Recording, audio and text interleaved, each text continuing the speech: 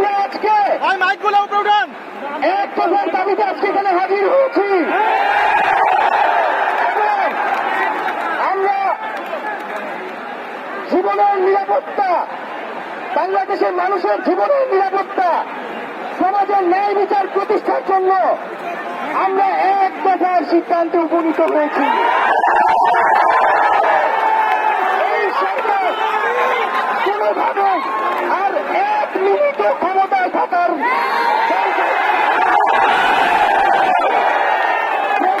বলেছে গণভবনের দরজা খোলা আছে।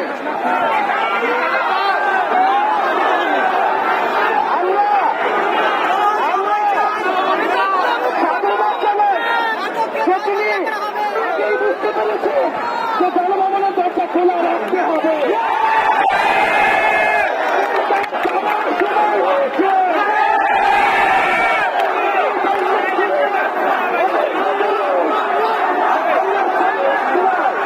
আমরা আপনাকে উৎখাত করার জন্য আসবো। বন্ধুগণ, আমরা খুব স্পষ্ট কথা, শুধু শেখ হাসিনাকে পদত্যাগ করলেই হবে না। এই যে খুন, লুটপাট, দুর্নীতি এই দেশে হয়েছে, তার বিচার হতে হবে। আমরা পদত্যাগ দিয়ে তাকে কোনো এক্সিট রুট দিতে চাই না। তাকে পদত্যাগ করতে হবে, বিচারের আওতায় আনতে হবে। এবং শুধু শেখ হাসিনা নয়, পুরো মন্ত্রী পরিষদ, সরকার, সবাইকে পদত্যাগ করতে হবে।